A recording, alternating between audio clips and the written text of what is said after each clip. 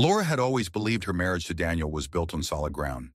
18 years together, a shared mortgage, a teenage daughter they both adored. It looked sturdy enough from the outside. Friends admired them, often remarking on how Daniel still opened doors for her, how he showed up for school recitals. Yet Laura, at 42, had lived long enough to know appearances could be carefully managed, and lately Daniel had been managing them a little too well. It started small, a late meeting here, an unexpected conference call there. Laura was no stranger to his demanding job, but the patterns shifted. He no longer lingered at the dinner table. His phone lived in his palm, buzzing with texts he never explained. And the warmth that once flickered in his eyes when she spoke, it dimmed, replaced by a distracted nod, a muttered, uh-huh. One Thursday night, as Laura set 2 plates of reheated pasta on the kitchen island, she asked the question that had been pressing at her ribs. "Daniel, you're working late again?" He looked up from his phone, offering a faint smile. "Yeah, deadlines. Don't wait up." The exchange ended as quickly as it began, but something in his tone hung in the air. He wasn't tense, just rehearsed. Laura didn't push further. Instead, she let silence stretch between them, filling the room thicker than steam from the pasta. Later, after Emily had gone upstairs to finish homework, Laura gathered the dishes and realized Daniel hadn't even touched his food. His car keys were already gone. The doubt began to coil around her, winding tighter each day. When her closest friends suggested she was imagining things, Laura laughed it off in public but replayed every detail in private. Daniel's faint cologne lingering long past midnight, his shirt smelling faintly of laundry detergent they didn't use, the way he angled his phone screen away whenever she passed by. She had learned to trust her instincts over the years, and her instincts were screaming. On a quiet Sunday afternoon, while Daniel claimed he was off to catch up on reports, Laura sat at her laptop scrolling through forums she'd never thought she'd visit. Spouses sharing digital detective tips, apps hidden in plain sight. She lingered on one in particular, GPS tracking through the car. Her stomach churned.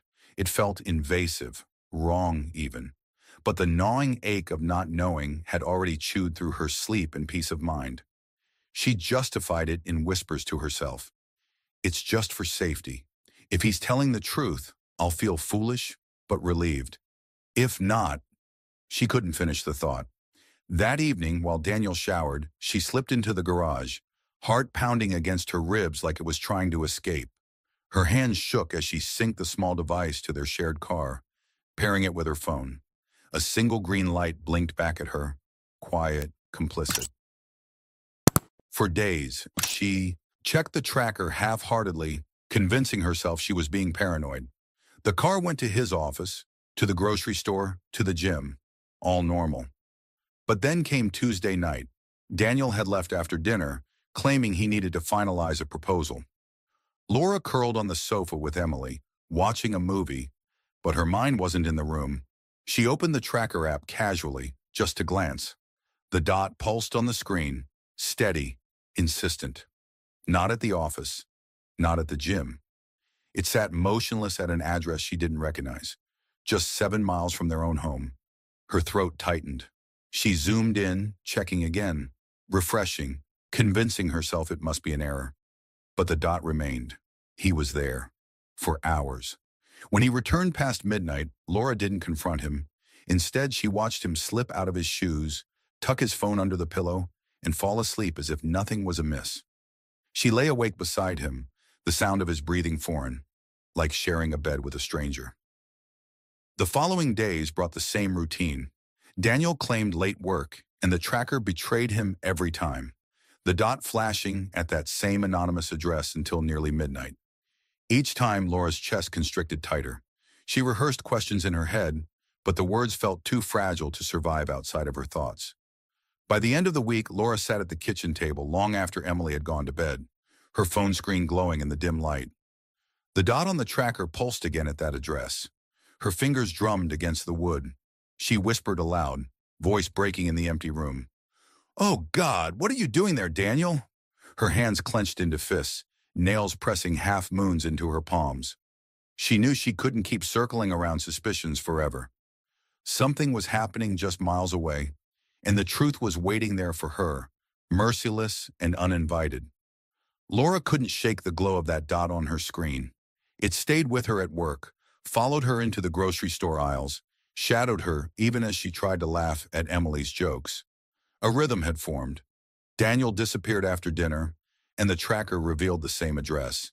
Each night, her fear sharpened. By Friday, she could no longer bear the silence of not knowing. She tucked her phone into her coat pocket, waited until Daniel kissed Emily goodnight, and watched him drive off with the same casual excuse. She lingered a few minutes, heart hammering, then slid behind the wheel of her own car. The streets looked darker than usual. Headlights painted quick streaks across asphalt as Laura followed at a distance, keeping two cars between them whenever possible. She told herself she was being ridiculous, but her knuckles whitened around the steering wheel. "Don't lose him," she whispered into the empty car. "Don't you dare lose him." Daniel's sedan glided through familiar roads, then veered off into neighborhoods she rarely visited. Suburban houses stretched on, quiet and still, porch lights glowing faintly. Laura slowed, pulse pounding in her ears. Finally, he pulled into a modest two-story house with a neat garden. Laura killed her engine a block away and sank lower into her seat, gripping the wheel like a lifeline. Then she saw it. The front door swung open, and a woman appeared, mid-30s maybe, dark hair tied back in a loose bun, wearing a casual sweater. She smiled with easy warmth, as though she had been waiting. Moments later, two children burst out, racing toward Daniel. A boy of about 10 and a younger girl no older than 7.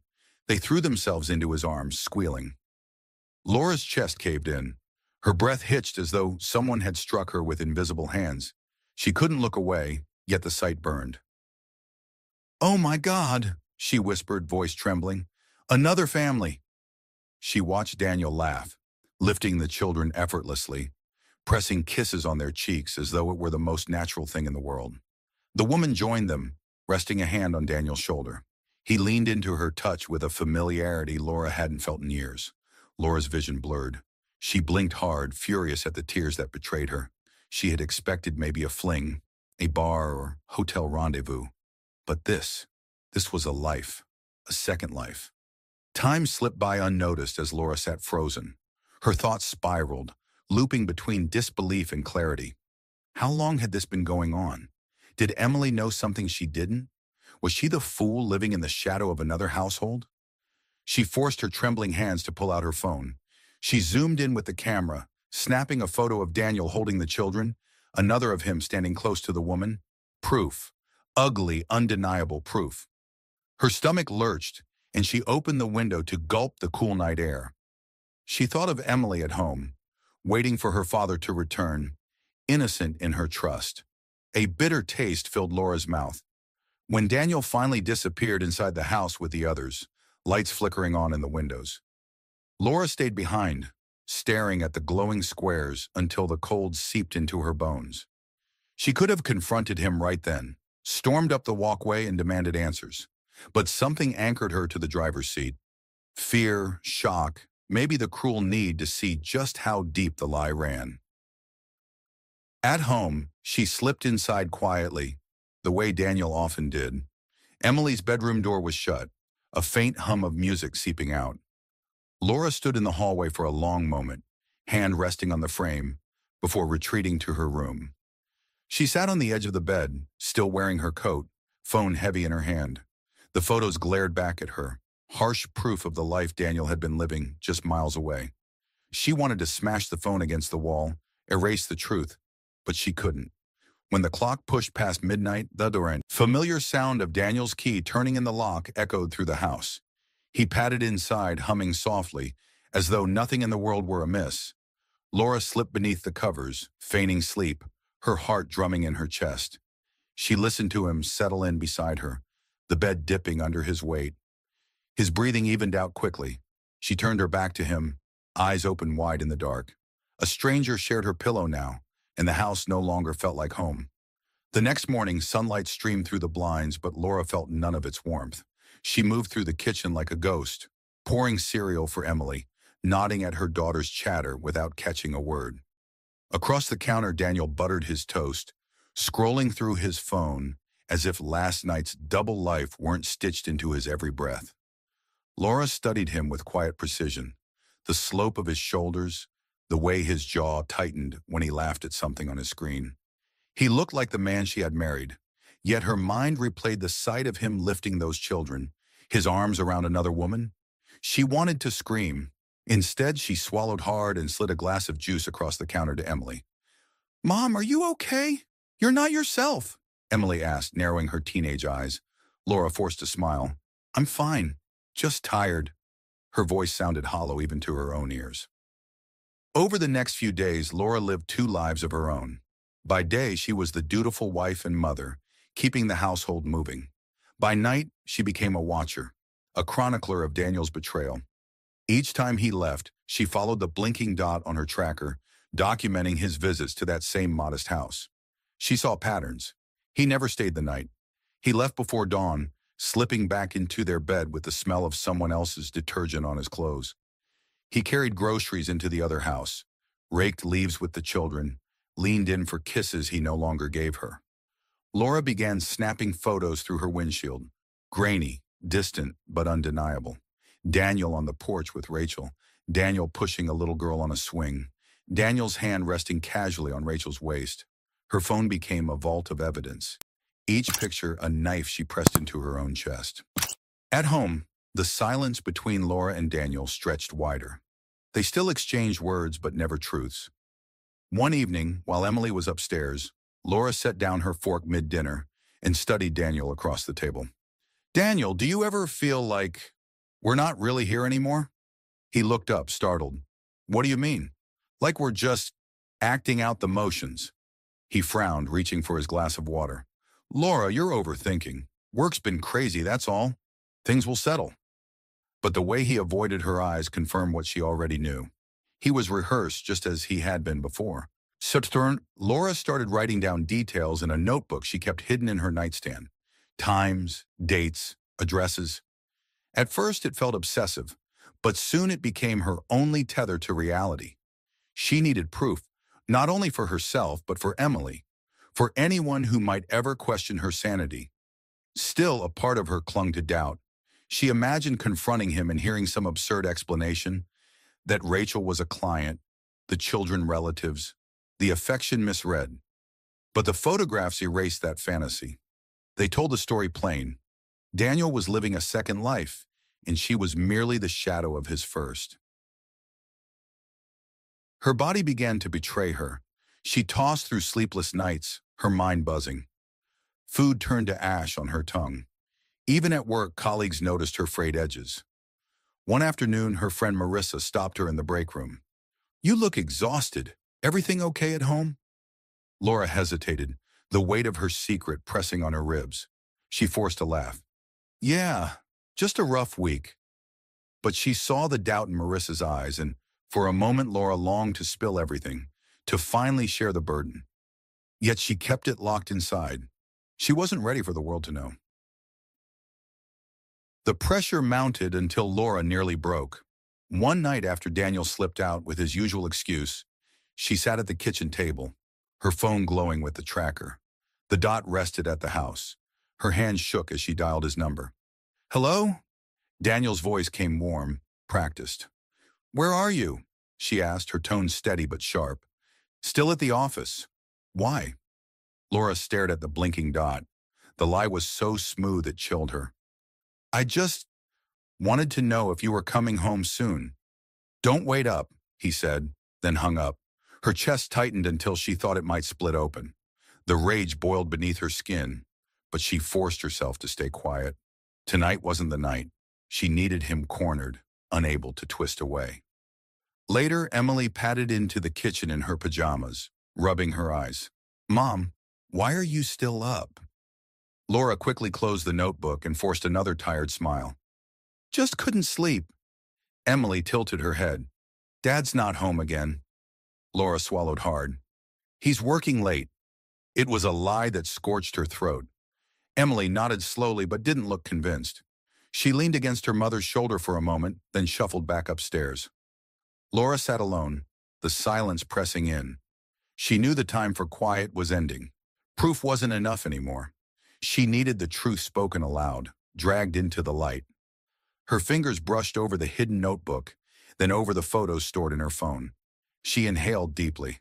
Soon, she whispered into the empty room. You won't lie your way out of this, Daniel. Not anymore. Laura didn't plan it, not exactly. Confrontations rarely bloom from neat outlines. They explode when silence grows too heavy to bear. That Saturday evening, the air in the house felt charged, brittle as glass. Emily was out with friends, leaving only Laura and Daniel at the dinner table. Daniel picked at his food absent-mindedly, scrolling on his phone between bites. The glow lit up his features, softening them into someone unbothered, someone who still had control. Laura sat across from him, her notebook hidden away upstairs, her phone heavy in her pocket. Her heart pounded so loudly she wondered if he could hear it. She set her fork down with deliberate finality. Daniel. He glanced up, eyebrows raised. Yeah? Her hands trembled, but her voice came steady. How long have you been lying to me? His face stilled, a flicker of confusion, or perhaps calculation, crossing his eyes. What are you talking about? Laura pulled her phone from her pocket and set it on the table. The screen glowed with the GPS history, a neat red line tracing his nightly route to Rachel's house. She slid it across to him. I know where you go. I know who you're with. Daniel's jaw tightened.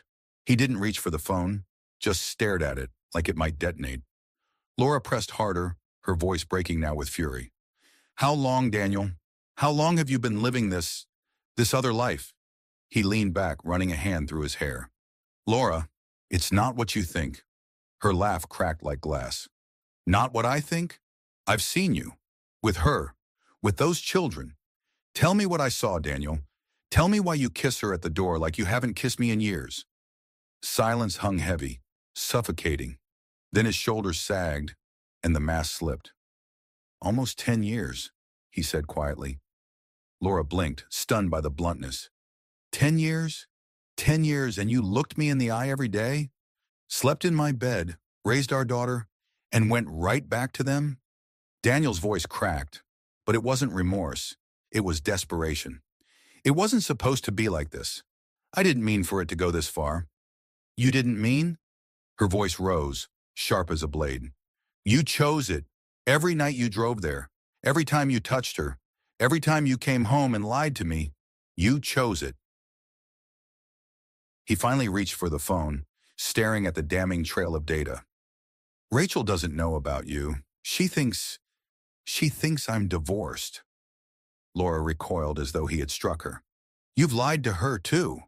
You've made her a fool just like me. Daniel's eyes pleaded, but his words only deepened the wound. I love you both. I love all of you. I didn't want to hurt anyone. Laura's voice dropped to a whisper, jagged with disbelief. You call that love? Splitting yourself in half? Handing out scraps to two families who deserved a whole man? His hands spread helplessly on the table. If you tell her, if you ruin this, you'll destroy both families. Laura slammed her palms down, the sound echoing through the room. I'll destroy them. You destroyed them the moment you decided you could be two men at once.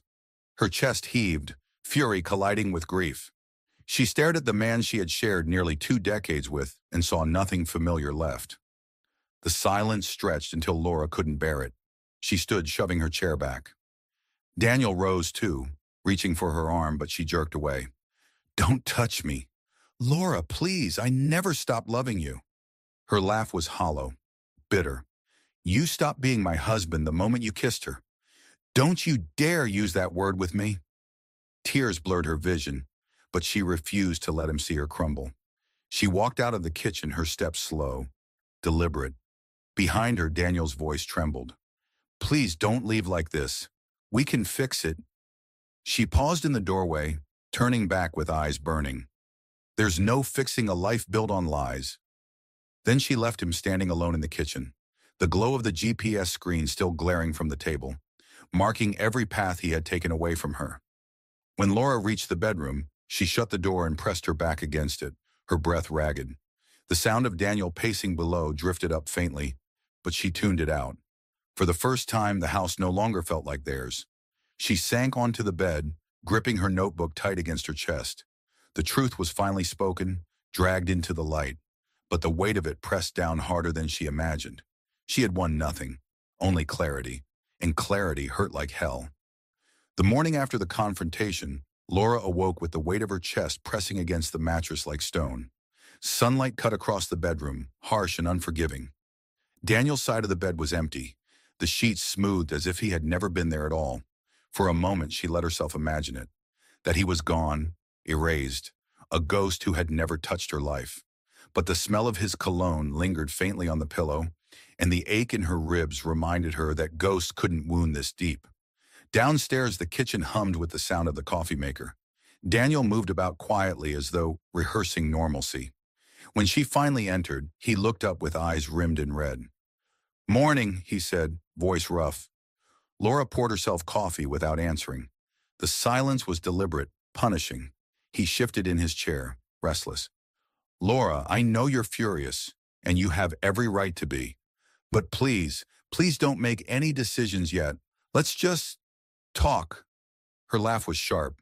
"Talk? You spent 10 years giving your words to her. Now you want to use them on me?" Daniel flinched but pressed on. "We can figure this out. We have Emily. We have a life here. Don't throw everything away." She set her cup down, leaning close enough for him to feel the edge in her voice. "I didn't throw anything away. You did. All I'm doing is looking at the ashes." That afternoon, Laura sat in her car outside a law office downtown. The building looked unremarkable, just glass and concrete, but to her it was a door she wasn't sure she had the strength to walk through. She clenched the steering wheel until her knuckles whitened, then finally pushed herself inside. The lawyer, a middle-aged woman named Harris, listened quietly as Laura laid out her story. At first, the words tumbled awkwardly, but once the dam cracked, they poured out. GPS logs, photographs, lies layered on lies. Harris took notes, face unreadable. When Laura finally stopped, wrung out, Harris leaned forward. "You have grounds, solid grounds. The deception, the second household, all of it. But you need to decide what you want. Divorce, custody arrangements, financial division. It's not just about exposing him. It's about building what comes next." Laura nodded, her throat tight. "I don't know yet. I need options." "Then that's where we'll start," Harris said gently. Back at home, Laura kept her new resolve hidden. She tucked the lawyer's card into her notebook, slipped both back into the nightstand. She wasn't ready for Emily to know, not yet. Her daughter deserved her innocence a little longer. But Emily noticed the cracks anyway. One night, as they folded laundry together, Emily looked at her with sharp teenage perception. "Mom, you and Dad, you're not okay, are you?" Laura's hands stilled on a shirt. She wanted to lie, but the weight of too many lies already filled the house. Instead, she brushed Emily's hair from her face. "We're going through something hard, but you're not to blame for any of it. Do you understand?" Emily's eyes welled. "Is he leaving?" Laura's throat burned, but she shook her head. "No, he's not leaving, but things are changing." It wasn't the whole truth, but it was enough for now. Daniel, meanwhile, grew desperate. He hovered more, his phone mysteriously tucked away now, his eyes following Laura, as if afraid she might vanish. He tried small gestures, offering to cook dinner, suggesting a movie night, even bringing flowers that withered quickly in their vase. One evening, he cornered her in the living room, his tone urgent. If you tell Rachel, you'll tear apart those kids' lives. They didn't ask for any of this." Laura stared at him, her anger sparking again. "And Emily asked for it? Our daughter asked to live in a house built on secrets?" He winced but pressed on. "We can fix this. I can be here fully if you let me. Please, just don't ruin everything." Her voice turned to steel. "You don't get to decide what's ruined. You set the fire. I'm just standing in the smoke." Daniel's expression crumbled, but Laura no longer softened at the sight. His grief wasn't hers to carry. Late that night, after the house grew still, Laura sat at her desk with her notebook open. She wrote out a list, not of his betrayals, but of her steps forward. Lawyer, savings account, telling Emily, confronting Rachel. Each word steadied her hand. For the first time in weeks, she felt control tip slightly back toward her side. Daniel had split himself in two, but Laura would not. She would be whole, even if it meant tearing down the life she once thought unshakable. She closed the notebook and whispered into the silence, a promise to herself more than anyone else. I won't let you decide my future. Not anymore. Laura had rehearsed the conversation in her head 100 different ways, but when the moment finally came, the words still felt jagged in her throat. Emily was sprawled on her bed, scrolling through her phone, the faint sound of music drifting from her earbuds. Can we talk? Laura asked softly, leaning against the doorframe. Emily pulled one bud free, sensing the seriousness in her mother's tone. Sure. What's up? Laura crossed the room and sat at the edge of the bed. For a moment she studied her daughter's face, the same sharp cheekbones as Daniel, the same warm eyes, and she thought of how betrayal often passed silently through bloodlines. There's something you need to know about your father, Laura began, voice trembling. Emily straightened, her phone slipping from her hand. What do you mean? Is he sick? Is something wrong? Laura swallowed hard. He's been keeping another family. A woman, 2 children, not far from here. The words landed like stones. Emily blinked rapidly, her mouth opening and closing without sound before the disbelief broke into a raw edge. No, that's not true. Laura reached for her hand, but Emily pulled away, tears streaking her face. It can't be. Dad wouldn't. He did, Laura cut in gently, her voice breaking. I've seen them. I have proof. He's been lying to both of us. Emily shoved back against the headboard, shaking her head violently.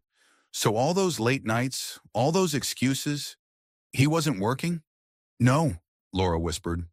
He wasn't. The silence that followed was heavier than anything Laura had ever endured. Emily curled into herself, sobbing quietly, while Laura sat helplessly beside her. There were no words to soften the shattering of a child's trust. 2 days later, Laura dialed Rachel's number. She had found it tucked away in the records she'd pieced together from GPS logs and careful observation. Her hands shook as she waited, the phone pressed to her ear. Hello? A warm voice answered. Laura's breath caught, but she forced herself forward. Rachel, my name is Laura. I think we need to talk. It's about Daniel. A pause. Daniel? Did something happen? Laura closed her eyes. Yes. He's been lying to both of us. Confusion edged into Rachel's tone. Both of us? I don't understand. He's my husband, Laura said, each word heavy with finality. We've been married 18 years. You're not the only one he's been building a life with. The silence on the other end stretched unbearably, then shattered with a sharp intake of breath. You're lying. I wish I were, Laura whispered, but I have a daughter with him. We live just a few miles away, and he's been with you while coming home to me. Rachel's voice trembled, fury laced with heartbreak. He told me he was divorced, that you were gone. No, I was very much here. He's been lying to us both. Later that evening, Rachel demanded to see Laura face to face. They met at a small cafe, tension thick enough to choke the air. Rachel arrived first, her expression a storm. Anger, disbelief, grief tangled together. When Laura sat down, Rachel's voice cut through the silence. You mean to tell me I've been the mistress all this time? Without even knowing it? Laura held her gaze steadily. You were as much a victim as I was. He built his lies carefully. He counted on us never crossing paths. Rachel's hands trembled around her coffee cup. The children adore him. They think he's theirs. He tucks them in at night, helps with homework. How do I explain this? Laura's eyes softened despite her own pain. The same way I had to tell my daughter, with the truth, no matter how much it breaks them. Rachel looked away, tears slipping down her cheeks. I thought he was my future, Laura exhaled shakily. So did I. For a long moment, the two women sat in silence, bound not by rivalry, but by shared devastation. When Daniel returned home that night, Laura was waiting in the living room, arms crossed. He froze at the sight of her calm, steady gaze. You told her, he said flatly. Yes, Laura replied. She knows. Emily knows. Everyone knows now. His face drained of color, panic flickering across his features. Why would you do that? You've ruined everything. Laura rose slowly, her voice unyielding. No, Daniel. You ruined everything.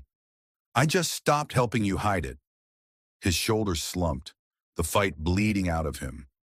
For the first time he looked small, cornered, both families slipping from his grasp, the web of lies collapsing, and Laura, standing firm in the wreckage, realized she was no longer afraid of the truth. The house felt different now, emptier, but lighter. Daniel had packed a bag 2 days after the truth spilled into the open, slamming drawers and muttering curses under his breath. He hadn't said goodbye to Emily, just mumbled something about needing space. Laura hadn't stopped him. In the quiet that followed, she discovered that absence could be a strange gift. The air no longer crackled with secrets. The silence was no longer heavy. It was healing. On Sunday morning, Laura and Emily sat at the kitchen table, pancakes piled between them. Emily poked at her plate, still raw, from the truth but less fragile than the night she first learned it. Do you think he'll come back? Emily asked, her voice careful, almost detached. Laura considered the question, then shook her head slowly. If he does, it won't be the same, and it doesn't have to be. We'll be okay without him. Emily searched her mother's face, as if looking for proof. When she found only quiet steadiness, she let out a shaky breath. I'm glad you told me. I don't hate him, but I hate what he did to us. Laura reached across the table, taking her daughter's hand. That's enough. We don't have to carry his choices. We just carry each other. For the first time in weeks, Emily smiled. A small, fragile thing, but real. Laura found herself texting Rachel on occasion, not out of friendship, but solidarity. They exchanged brief updates, sometimes venting, sometimes just sharing silence through the screen. Both women had been blindsided, both rebuilding their lives from the rubble of Daniel's deception. One evening, Rachel wrote, "The kids asked where he is. I told them the truth, as gently as I could. They cried, but at least it's real now. Thank you for not letting me live in his lie anymore." Laura stared at the message for a long time before typing back. None of this is your fault. He fooled us both. But we'll make it through. When Rachel responded with nothing but a single heart emoji, Laura realized they were bound not by rivalry, but by survival. Daniel, on the other hand, began to wither. He sent texts that grew more frantic each day. We can fix this. Don't take Emily away from me. I never meant to hurt anyone. Laura rarely replied, and when she did, her words were clipped and cold. You've already hurt us. Fixing it isn't an option anymore. When he tried showing up at the house one evening, Laura met him at the door. He looked haggard, his once polished exterior worn down. Laura, please. I've lost everything. Don't shut me out. She stood firm, her voice calm. You didn't lose everything, Daniel. You gave it away, and now you'll live with that choice. When he reached for the doorknob, she shut it gently but firmly in his face. The lock clicked, final and steady. Weeks passed, and life began to stitch itself into something new. Laura started therapy, a place to untangle the knots of betrayal that still tugged at her chest. Emily joined her sometimes, their sessions weaving mother and daughter closer together. The house grew quieter, but it wasn't silence filled with dread anymore. It was peace. Laura began cooking again, filling the kitchen with smells that didn't remind her of him. She and Emily started walking together in the evenings, talking about school, about college dreams, about anything but Daniel. One night, as they walked past the park, Emily slipped her arm through her mother's. We're going to be okay, aren't we? She asked. Laura looked at her daughter, taller now, stronger somehow. She smiled softly. We already are. Laura never drove back to that other house again.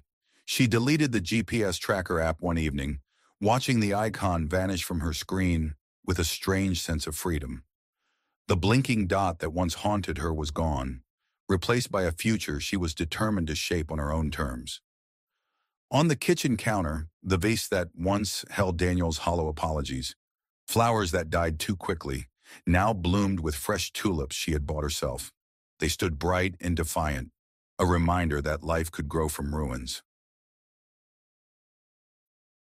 Months later, Laura sat on the porch, sipping coffee as Emily studied at the table inside. The air was warm, the kind that promised spring. For the first time in a long time, she felt steady in her skin. Daniel was out there somewhere, drifting between broken homes, but he no longer held her thoughts hostage.